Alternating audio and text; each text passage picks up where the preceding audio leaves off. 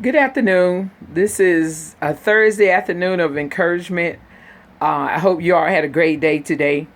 I was listening at some things, and I listen at motivational speaking all the time, and that's one thing that I love to do because I feel as though, you know, um, sometimes I've learned how to get to the root of many things in life. Sometimes if you don't really sit down and analyze things and talk about things, then you'll find yourself constantly trying to do something but not making changes. So I've learned how to activate faith, and most of all trusting in God at all times, and also recognizing that, for years I always stood on confessions that, Lord, I thank you for wisdom, knowledge, and understanding.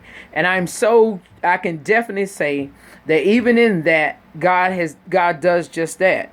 So what I do in my life as a minister,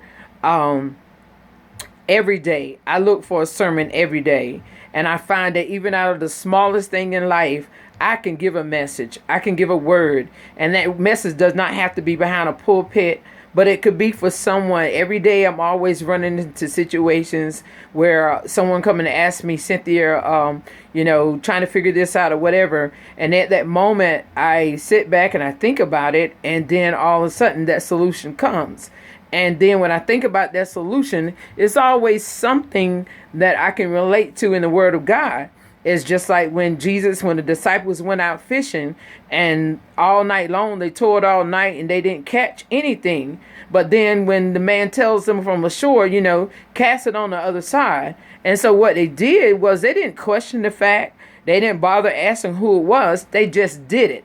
And it made me think of something that I was listening to on last night. Was a lot of times what we do, we have a thought come in our mind, and what happens is now we sit back and try to figure this out, but we don't act on it. I'm understanding how people have made success in life is because what they've done is when they came up with a thought, they went on and act on it. They went on and did it. They already had their stuff. Sometimes we always looking for the resource, or we're looking for someone to push us on or to be there. But I'm learning now that in situations in life, that when the bad things start to happening, it's not a bad, it looks like a bad thing, and then you look and make sure that you got your life right. But sometimes bad things will push you to what God is trying to birth on the inside of you. So one of my things that I wrote this morning was, when life throws you a ton of bricks, build a wall. That wall does not mean it's something that you stay inside of it. You build a wall against opposition. You begin build a wall against the naysayers. You build a wall against the fact that you were saying that, okay, I can't do it. You build a wall that you will not allow anyone to come in and say any negatives in your life.